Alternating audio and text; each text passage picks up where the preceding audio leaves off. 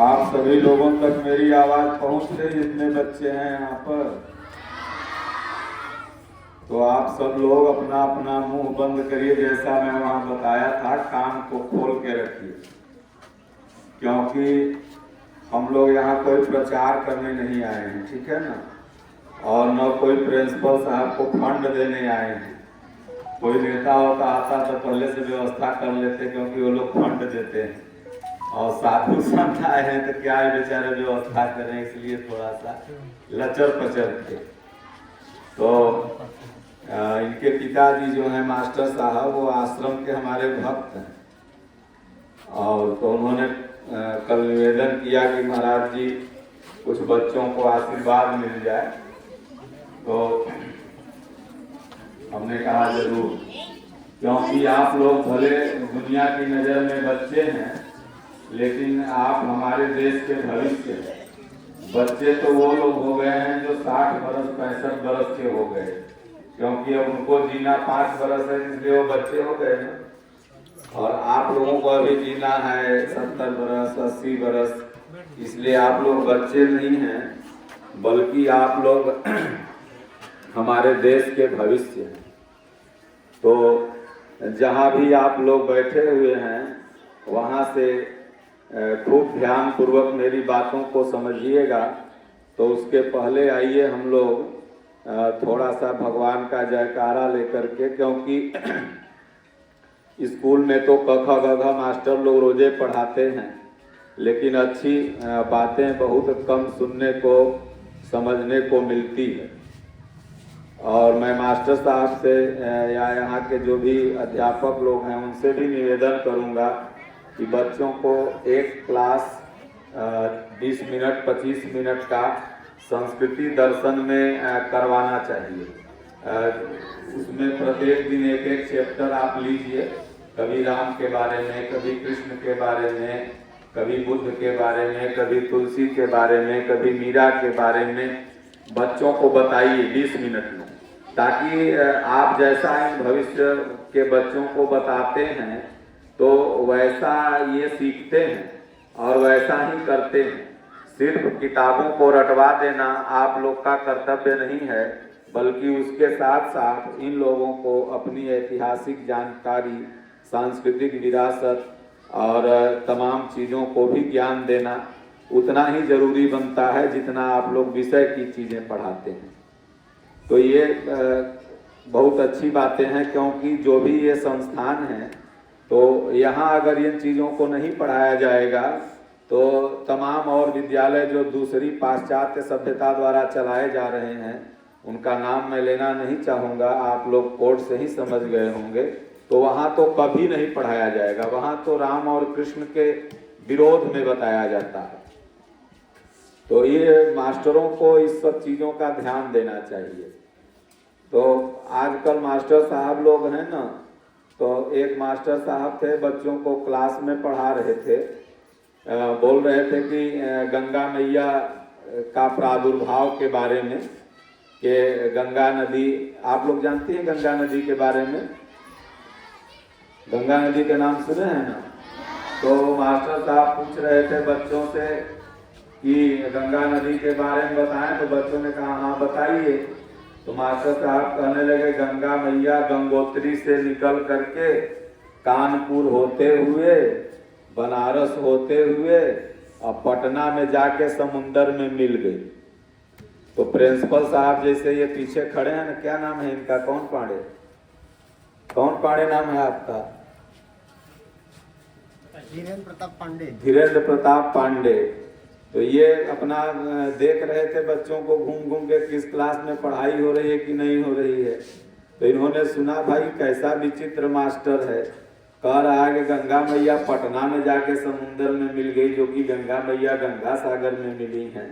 तो जाके मास्टर साहब को डांटे, बोले मास्टर साहब गंगा मैया के बारे में गलत जानकारी आप बच्चों को क्यों दे रहे हैं? तो मास्टर साहब ने कहा, देखिए 5 साल से तनख्वाह बढ़ाइए नहीं रहे हैं, तो हम 5,000 से 10,000 करो तो गंगा मैया के पटना से उठा के गंगा सागर पहुंचा दें। 5,000 से 10,000 करो तो गंगा मैया को गंगा सागर हम पहुंचा देंगे। नहीं तो पढ़ने तक रखेंगे। तो क्या नाम है, अध्यापक लोग केवल सैलरी देखते हैं, कब 30 दिन हुआ और कब अकाउंट में पैसा आया कि नहीं आया, बच्चे पढ़े चाहे भाड़ में जाए। तो ऐसे अध्यापक भी नहीं होने चाहिए, क्योंकि आप लोग सैलरी के लिए यहाँ कार्य नहीं कर रहे हैं, आप देश के भविष्य का निर्माण कर रहे हैं और ये भविष्य जहाँ भी जाएंगे आपका नाम लेंगे। इसलिए आप इन्हें सही जानकारी से अवगत कराएं। सैलरी आगे पीछे तो मिलती ही रहती है, आपके भी बच्चे हैं, और लेकिन ये उद्देश्य मन में मत रखिए कि आप सिर्फ यहाँ सैलरी के लिए आ रहे हैं, बल्कि ये उद्देश्य रखिए कि कितने नौनिहाल बच्चों का आप भविष्य बना रहे हैं। तो आप लोग जहाँ भी हैं, क्योंकि छुट्टी हो चुकी है तो आप लोगों को भूख लगा होगा। बचपन में लड़के खुश तब होते हैं जब लंगड़ी घंटी छुट्टी की बजती है, बाकी दिन भर उदास बैठे रहते हैं। एक कसाई था, बकरी को काटने के लिए ले जा रहा था, तो छोटे छोटे बच्चे थे वहाँ पर। तो बच्चे अपने पापा से पूछ रहे हैं, पापा ये रो क्यों रहा है? बकरा मैं करता है ना, जब कसाई लेके जाता है तो मैं करते रहता है बकरवा। तो बच्चे सब पूछे कि पापा ये बकरा रो क्यों रहा है? तो उसके पिता ने कहा, बेटा थोड़ा देर में कटने वाला है। बोले बस इसी के लिए रो रहा? हम तो साथ पढ़ने के लिए ले जा रहे हैं क्या इसको, ये कटने जा रहा है, हम सोचे साथ पढ़ने जा रहा है। तो बच्चों को सब काम में मन लगेगा, पढ़ने में मन नहीं लगेगा। इसलिए आप जहाँ हो वहीं से जयकारा लगाओ, बोलिए श्री सद्गुरुदेव भगवान की जय। सब लोग को हाथ उठाना होगा, जो हाथ नहीं उठाएगा जयकारा में तो उसका दिमाग थोड़ा कम काम करेगा, ये जान लेना। इसलिए सबको जयकारा लगाना होगा। बोलिए श्री सद्गुरुदेव भगवान की जय। राजा रामचंद्र भगवान की जय। बांके बिहारी लाल की जय। ओम नमः पार्वती पतये हर हर महादेव। तो सबसे पहले मैं आप लोगों को बताऊं कि घर में आपके मम्मी पापा दादा दादी हमेशा कहते होंगे कि कलेक्टर बनिहा, राजा बनिहा, डॉक्टर बनिहा, इंजीनियर बनिहा, लेकिन आप सब लोग पढ़ने के लिए क्यों आते हैं? कुछ बनने के लिए, नौकरी पाने के लिए, या आपका कुछ और उद्देश्य है? तो माता पिता गार्जियन हमेशा बच्चों को एक थीम प्रोजेक्ट दे देते हैं कि तुमको यही बनना है। हर माता पिता से मैं निवेदन करूंगा कि आप अपने बच्चे को किसी तरह का ये न कहें कि तुमको ये बनना है, बल्कि उसको ये कहें कि तुमको अच्छा बनना है। अगर तुम अच्छा बन गए, कोई भी बच्चा इसमें अच्छा बन गया, तो अच्छा एक ऐसा चौराहा है जिधर से आप doctor, engineer, IAS, IPS, DM, collector, किसी भी ट्रैक को आप चुन सकते हैं। और अगर कहीं आप बुरा बन गए तो फिर बुरा एक ऐसा चौराहा है जिधर से सारे रास्ते ब्लॉक हो जाएंगे, जिंदगी आपकी वहीं पर द एंड हो जाएगी। तमाम आप लोगों ने टीवी में, न्यूज में, पेपर में सुना होगा कि तमाम डॉक्टर सुसाइड कर लेते हैं, तमाम इंजीनियर सुसाइड कर लेते हैं, तमाम डीएम ट्रैक के आगे जाके कट जाते हैं, रेलवे ट्रैक के आगे। तो सज्जनों, वो डीएम और कलेक्टर तो बन गए लेकिन अच्छा नहीं बन पाए थे। इसलिए अगर आपको जीवन में सक्सेस होना है तो आप लोग सबसे पहले अच्छा बनिए। और अच्छा बनने का जो गुण है, जो अच्छा बनने का सूत्र है, वह कहाँ से मिलता है? तो हमारी सनातन संस्कृति से मिलता है। प्रभु राम और प्रभु श्री कृष्ण, भगवान शिव, तमाम ऐसे हमारे महापुरुष हुए जो आदर्श हैं। अभी देखिए, आप लोगों को पता होगा कि अयोध्या धाम में प्रभु श्री रामचंद्र जी का भव्य मंदिर बना है। पांडे जी से मैं अनुरोध करूंगा कि सभी बच्चों को एक बार अवश्य उस मंदिर में ले जाकर के दर्शन कराएं। वहाँ संस्कृति का भी दर्शन हो जाएगा और मतलब कि आप भगवान राम से कुछ सीखेंगे। भगवान राम सबसे पहले माता पिता को उठ करके प्रणाम करते थे। रामचरितमानस का एक पद है कि मातु पिता गुरु प्रभु कै बानी बिनहि विचार करी शुभ जानी। एक पद और माता पिता के लिए गोस्वामी जी ने कहा है कि प्रातः काल उठ के रघुनाथा मातु पिता गुरु नावहि माथा। भगवान सुबह उठते थे तो माता पिता और गुरु को प्रणाम करते थे। इसमें बताओ कितना बच्चा है जो अपने माता पिता को प्रणाम करता? हाथ उठाओ। नकली हाथ उठा रहा है तुम लोग। इसमें 50% उधर पीछे तो एक भी नहीं करता है। अगर ठीक है जो करते हो अच्छी बात है, जो नहीं करते हो आज से सीख ले लो कि अगर दुनिया में तुम्हें कुछ भी बनना है तो जो तुमको जन्म दिया है उसको प्रणाम करके ही स्कूल आना। आओगे न आज से, जो नहीं आते होगे माता पिता को प्रणाम कर लेना। उसके बाद पहला गुरु तुम्हारे शिक्षक वृंद हैं, इनको आओ तो प्रणाम या राम राम की संज्ञा से संबोधित करो। उसके बाद धीरे धीरे जब आगे बढ़ोगे तो सदगुरु भी कहीं न कहीं मिल जाएंगे जिससे तुम्हारा कल्याण हो जाएगा। तो ये अच्छा बनने का पहला सूत्र है। अच्छा बनने का पहला सूत्र। दूसरा अच्छा बनने का दूसरा सूत्र है कि सब प्राणियों में समान भावना होनी चाहिए। आप यहाँ विद्यार्थी हैं, कोई किसी जात का होगा, कोई किसी जात का होगा। जात विशेष पर कभी कोई स्टूडेंट किसी से नफरत मत करना, क्योंकि यहाँ सब इंसान है। भगवान ने सबको इंसान और मनुष्य बना के भेजा है। जातियां और कैटेगरी तो यहाँ पर हम लोगों ने बना डाली।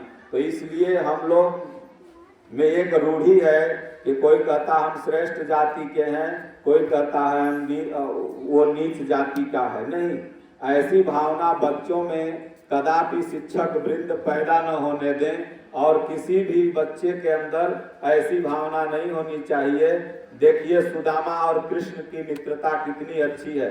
उनकी मित्रता को आप सब लोग टीचरों से क्वेश्चन करके सुना करिए।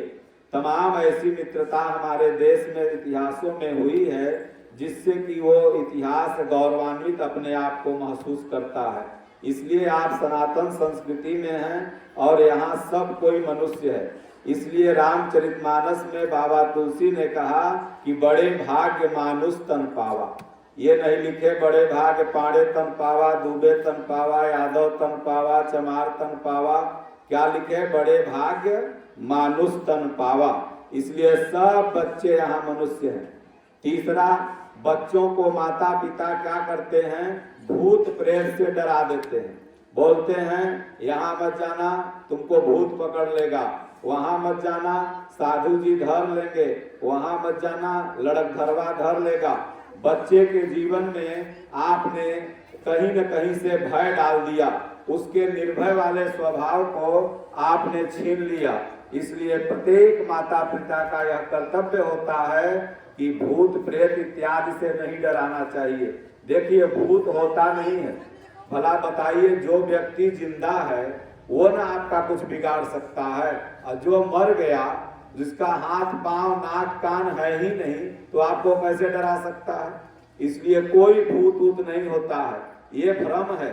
यह भ्रम भूत सकल जग खाया, जिन जिन पूजा तिन तिन गाया। आप लोगों की क्लासें तो यहाँ बहुत चलती है, लेकिन मैं दावे के साथ कहता हूँ कि शायद ऐसी क्लास आपके जीवन में पहली बार लगी हो। पहली बार लगी है ना? ऐसी बातें कभी मास्टर और लोग बताए?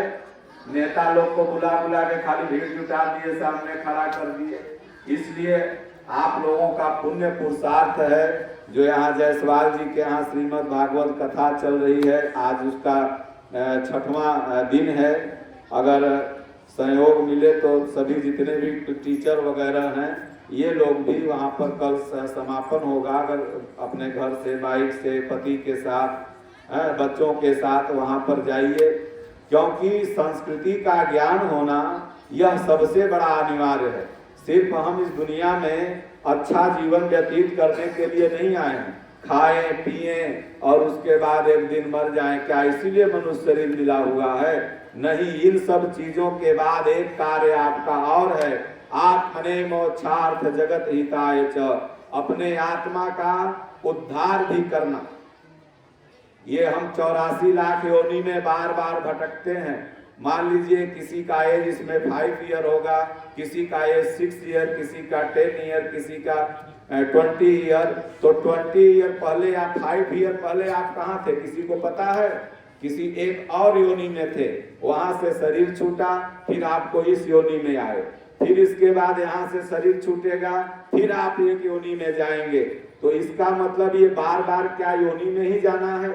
नहीं, हमारे महापुरुषों ने कहा कि इस यात्रा को विराम भी देना है, और यह यात्रा का विराम तभी होगा जब आप लोगों को गीता और श्री रामचरितमानस से प्रेम होगा। इसलिए अच्छा बनने का ये चौथा सूत्र है कि आप लोग भूत प्रेत जाति पाति तमाम चीजों से उपराम हो जाइए। जीवन में अगर अच्छा बन जाइएगा तो 1000-2000 प्रतिदिन कमाने में आपको कहीं से कुछ भी नहीं लगेगा। 5000 का भी दिन आप कमा सकते हैं। लेकिन अगर बुरा बन जाइएगा तो बुरा बनने के बाद आप 2 लाख का भी रोज कमाइएगा तो मैं दावे के साथ कहता हूं कि 500 रुपए वाले दिहाड़ी करने वाले से भी ज्यादा आप खुशी नहीं रहेंगे। आप देखते होंगे कि 10 लाख दिन का कमाने वाले लोग हैं, लेकिन उनका पैसा दारू में, गांजा में, चरस में, अफीम में खत्म होते जा रहा है, वो खुशी नहीं है। 5वां सूत्र मैं बता रहा हूं आप लोग को अच्छा बनने का कि अपने जीवन में कभी नशा मत करना और कभी बुरी आदतों या बुरी आदत के लोगों के साथ संपर्क में मत आना, क्योंकि वहीं से बुरा बनने की ट्रेनिंग चालू हो जाती है। कभी भी बैड बॉय के साथ आपको नहीं रहना है, जब भी रहना है गुड बॉय के साथ। अगर कोई आपको बैड काम करने के लिए बोलता है तो आप अपने क्लास टीचर से या माता पिता से तुरंत संपर्क कर उसको बतावें कि हमसे ये सिगरेट पीने के लिए बोलता है या कुछ, तो क्या होगा, इससे आप अच्छा बन जाएंगे। इसलिए आज देखिए युवाओं में सबसे बड़ी समस्या है, छोटे छोटे बच्चे खैनी खा रहे हैं, गुटखा खा रहे हैं, पान खा रहे हैं। ये देन किसका है? गार्जियन लोग का। आप अभी जाइए, यहाँ पर तमाम पंडित जी लोग का घर है, हर जातियों का घर है। हर घर में जाइए तो सुरती का डिब्बी से चुनौती का डिब्बी, खैनी का डिब्बी और सुपारी 1 किलो रखा हुआ है, नहीं समझे? तो बच्चे तो देख रहा है कि ये पापा हमारे खा रहे हैं, अच्छी चीज है।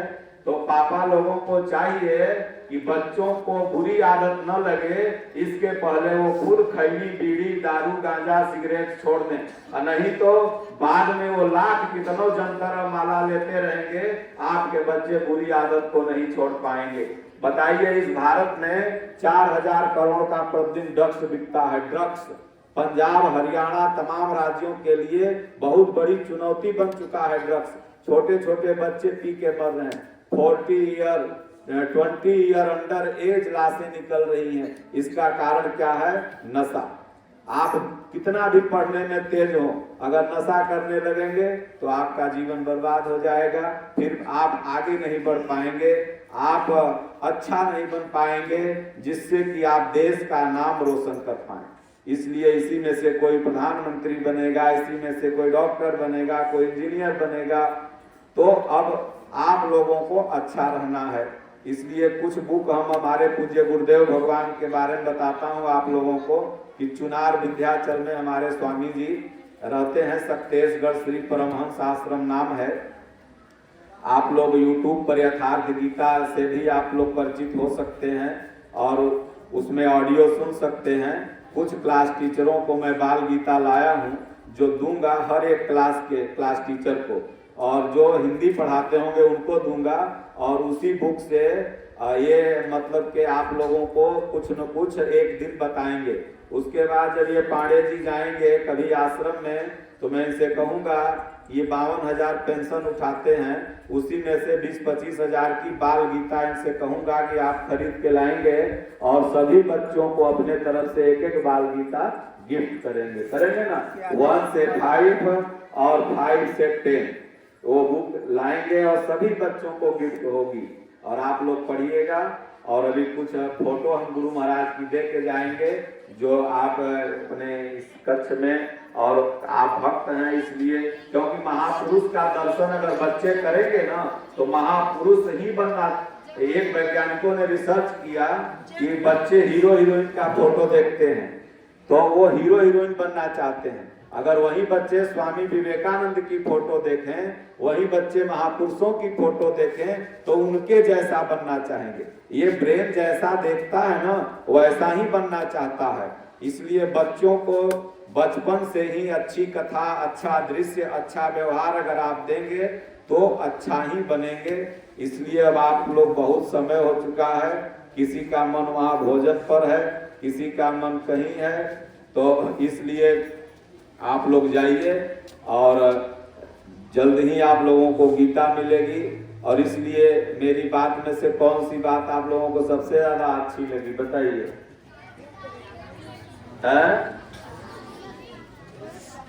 अच्छा बनना है और सबको एक से रहना है। हम सब मनुष्य हैं, मानव जाति हैं, और गीता पढ़ना है, दूसरों को प्रेरित करना है।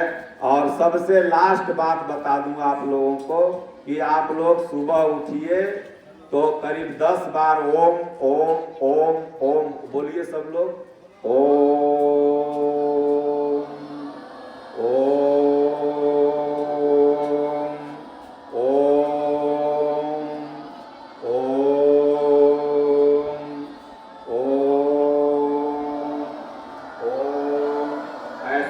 करना है 10 से 15 बार।